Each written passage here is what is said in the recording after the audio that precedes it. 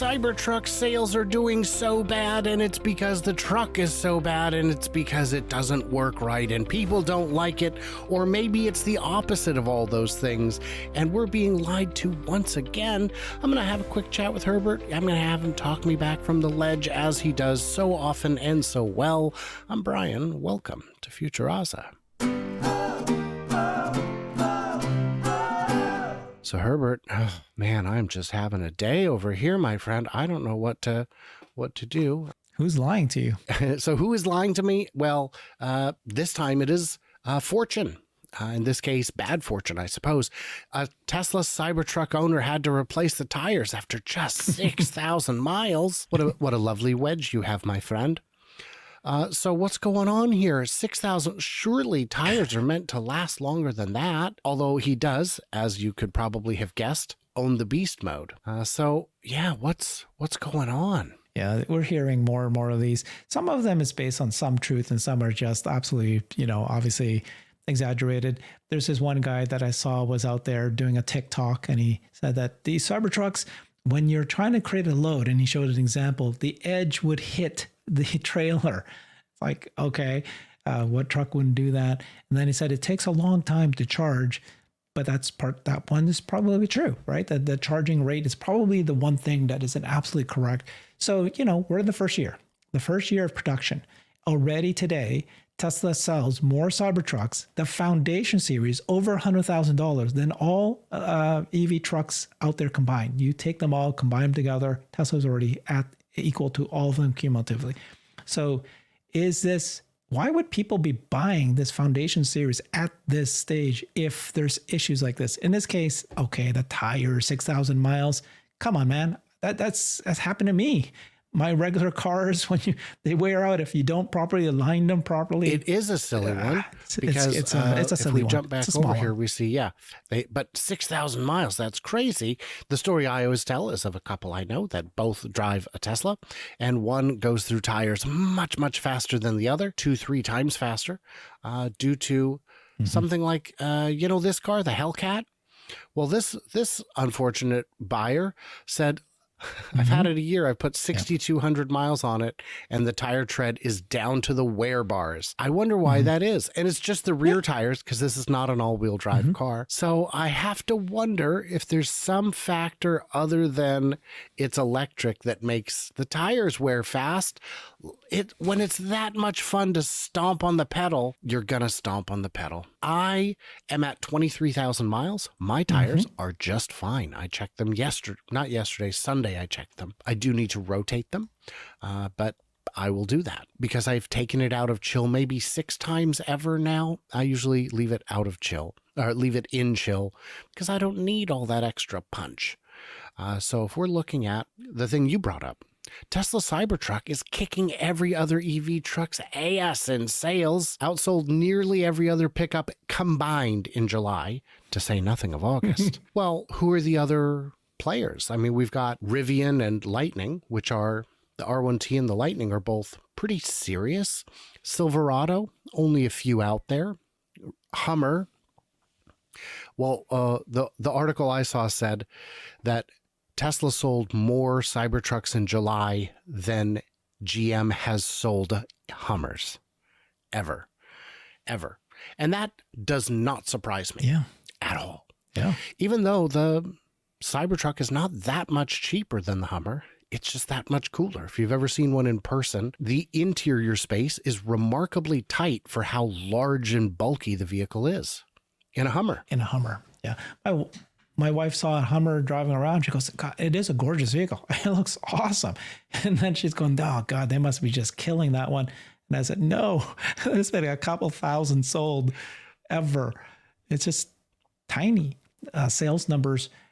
So, Tesla sales, and Jeff Lutz points this out, somebody who's aware of manufacturing, just says that, it's not just the fact that today, July, the first 7 months of its existence, is slow scale. It really is supply constrained, not demand constrained. You're comparing it to other car makers who've they're on the second and third year of doing this. So they should have been able to scale this like crazy by this point, but they're having issues on the demand side. And then there's people that are saying, hey, wasn't there supposed to be 1 million reservations for Cybertrucks? Why am I able to now order something and I can get it right now? And where's the 1 million people ahead of me in line? I mean, like, oh, dude, these guys are selling the Foundation series over $100,000. Because it's so successful, they are continuing to sell the Foundation series. They're going to go global, by the way, right? They just announced that they're now selling Cybertrucks in Mexico. And then the Cybertruck program manager said yesterday that they're going to sell this in Canada by the end of next month. So their strategy is continue selling the Foundation series, $100,000 or more. Keep selling it until you see a reduction, because there's a very tiny segment of people that can afford $100,000 vehicles, but they're going to go global first and then introduce the lower price vehicle.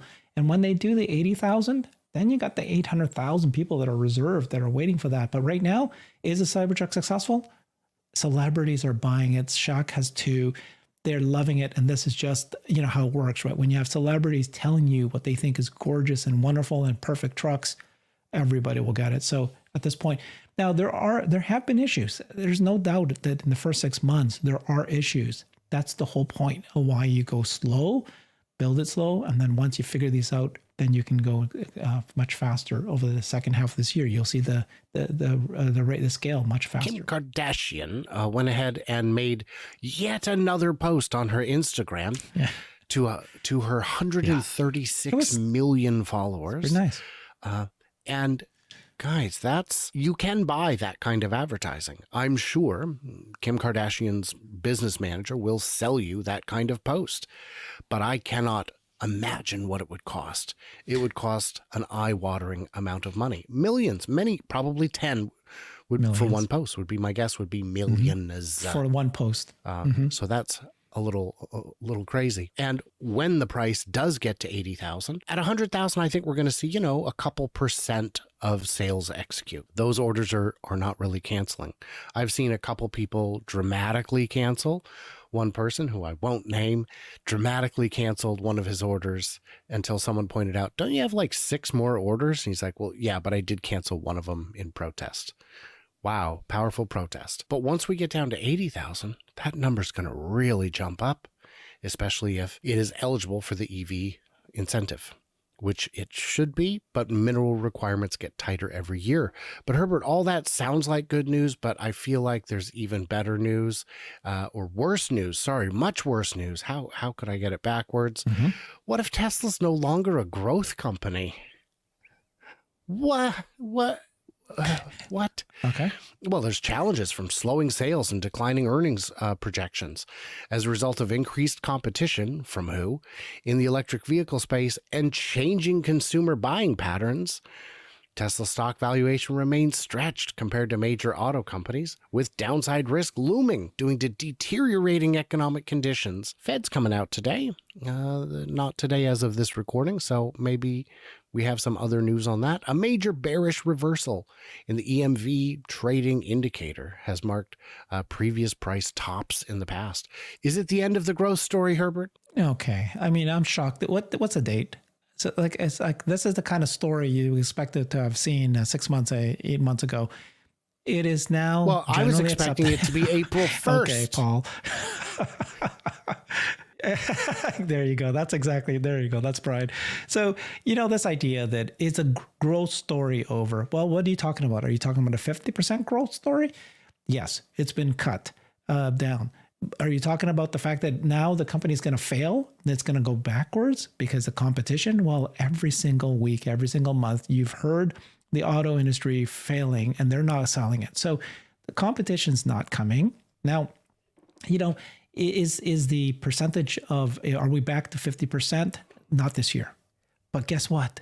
We're going to get there next year. How do we know that it's going to get close to that next year? Well, because Tesla themselves in the last earnings call said so. They said that we have capacity to get to, 3 million vehicles by next year. And that's what they're planning for. And so why would they say that in their earnings call, in their earnings? Well, because they are creating more affordable models that are built in the same production line. So is electric vehicles failing? Well, not if you look at Norway, and if not, if you look at China, not if you look at globally. in the US, there was a slowdown. Again, all these slowdown based on growth, right? Instead of 50%, now we're 30% growth. So, and then when you compare it to competitors, they have fallen off the cliff, right? The only two companies that are actually selling anything combined cumulatively is BYD and Tesla, and all other companies combined don't even make up those two together. And BYD, by the way, jumped to be more electric vehicle sales than Tesla in December of last year. But unfortunately, for the last 2 quarters, that BEV sales have fallen off the cliff for themselves too. They're making it up with hybrid sales. So Tesla's doing just fine. There is no signals or signs to say that they're struggling. In fact, if anything, if you're forward looking, this is you should have said this 6 months ago. Maybe you might have been true, but at this point, it's the opposite. We're going to get back to the 50% growth, especially as you said, with the Fed cutting rates today. We'll see what happens. 25 or 50 and basis it's points. Pretty ridiculous to say, well, so let's say auto sales are flat this year, which I think they will be. What about energy sales? Those are up. What about sales of autonomous features, subscriptions, and purchases? I'm going to tell you those are up. And it doesn't take much to grow 50% when your take rate is only around 8 to 10%. Just the fact that FSD is coming to more countries already and is expected to come to more countries still in coming months. Europe will be adopting it. China will be allowing it. If we only look at one segment, I feel like we might have blinders on. So the last bit of truly terrible news, and this is awful. I don't know why I'm even bringing this up. It seems like before you move on, though, I just want to talk about. Have you seen what Tesla did in the last week or two? Right. So they've introduced a 0% down, zero down. You don't have to pay any money if it's a Model S or Model X or Model Y or Model 3 long range or performance, and zero down. And that's combined with 1.99% financing. That's it before you buy it before the end of September. And then after that, I think it's 2.99%. So when Tesla is able to do this, they don't have to reduce their price. They can reduce these kind of incentives like this. Volume's going to be sold. Volume can be sold. The demand for electric vehicles, especially Teslas, is very, very high. It's that people can't afford it now. There's some new stats that only 1 in 5 people who want to buy a car are denied their loan, their credit. So this interest rate cut is going to help that, but it's now catching up. It's not that people, it's like the economy is an issue, but when this is now turned around, but Tesla themselves is so powerful, so strong in their ability to give these incentives. So I don't have an issue thinking that Tesla sales will rebound. Absolutely. And when you say zero, doing is taking your $7,500 point of sale credit, and that is your down payment. So that plus your $250 deposit you place when you order means you're already at $7,750 down payment. And so you're not walking out the door upside down too bad on a vehicle like you would with a lot of zero down offers. And they have this flexibility that others don't have. Considering inflation, we are very close to that $25,000 car we wanted, and it's way better than the car we expected because it's a Model 3. So yeah, but you put off the inevitable long enough. This is as long as I can wait. We have to share the truly awful news. Elon Musk is on track to soon become the world's first trillionaire. Oh, I may have read the sentiment wrong. That's pretty interesting. I could see some people thinking it's a bad thing. I can see plenty of people thinking it's a good thing. But Herbert, what does he need? More mansions? You know how many mansions this guy has? 0. You know how many yachts this guy has? 0. It's an interesting bit of op-ed. It is very light and not very good. It ignores a number of... Yeah. Well, so Elon Musk owns 6 companies, and Tesla is the only company that he does not have of control of, like enough shares to actually be a true control ownership. And apparently the 5 companies' valuation now is added up together is equivalent to Tesla. So Tesla itself has kind of remained flat, but all these other companies he's building, SpaceX, OpenAI, XAI, X, and Neuralink, these valuation have just continued to rise. So yeah, Elon's going to become the $1 trillion company, the first trillionaire. Why? Well, everybody else, all the other billionaires that we know, have one company. Tesla has 6, and there are all in revolutionary industries that happen to be the biggest market industries in the world, right? So if you look at, and eventually with bots, it's labor. That's number 1. Energy, number 2, right? Cars, number 3. I mean, like, these are massive industries. And now we're talking about AI, and we're talking about space exploration. And now with Neuralink, I mean, that's just crazy what you can do there. So, well, I don't think Neuralink is ever going to be a huge money maker, but I don't think that's what the point of it was. I think the point was to benefit people who couldn't benefit otherwise. Well, why doesn't he get one? Because he's not eligible and he doesn't need one. That's not who it's for. It's for people who have a profound lack of ability to interface with the outside world. That's what it's for.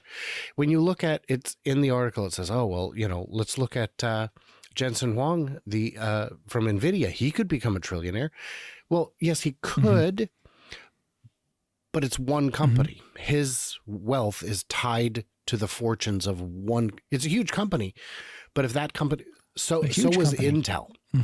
If that company has a misstep, so is BlackBerry. I'm not saying NVIDIA is the next BlackBerry. I'm saying I don't know who the next BlackBerry is. And if any one of Elon's companies fails, that doesn't rule him out. It just means he might not be the first one, but he still could be. So should there be billionaires? Should there be trillionaires? Probably not, yeah. But do you tax them?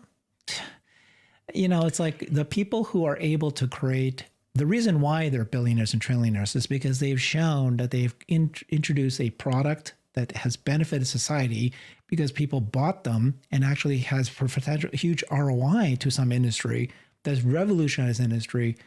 So that's why they deserve it. And then who would you want to have more money? The people who are going to take that money and reinvest it to improve society, to improve, technology. That's going to benefit all of us. I'd rather have a person like Elon have it than anybody else. You talked about it, right? Who do you want? The person who has got a yacht like Mark Zuckerberg? That's where they spend their money and they're just relaxing all day? No, you want it to somebody who's going to just can't help themselves solve one big problem for humanity over and over and over again. And then, it's a good thing. If you ever wish to hate people and life, you should go to Reddit. There's a lot of terrible, terrible people on there who hate everyone and want you to hate. They're evangelical haters. And I had to try and set some of them straight about the recent Polaris Dawn mission. First of all, this is nothing new. It is. It's a lot of milestones. It's a lot of new things. It's a lot of, we did them in the 60s. Great. All the people who knew how to do those things are long since out of the industry. We had to learn these competencies once again. Well, why is he throwing his money into space? Do you think he brought a steamer trunk of cash to burn up on reentry? All that money was spent right here on Earth. And we can make fun of Mark Zuckerberg's yacht or Jeff Bezos's yacht, and we should, but for different reasons. It's because they're hilarious. That's money being spent. At least they're spending it on something, on the people that run it, on the companies that build it. They're spending it somehow. It's not just, it's not like a big pile of gold doubloons in which Scrooge McDuck takes a dive, which, by the way, one of the worst non-fluids in which to dive. I don't know why he would do that, but he's not a smart man. Good businessman, not a lot of street smarts on that duck. So he's that was a documentary I saw called DuckTales. So guys, in the comments, what do we miss? What do we misunderstand? Has Herbert successfully talked me down from the ledge? For I do not know.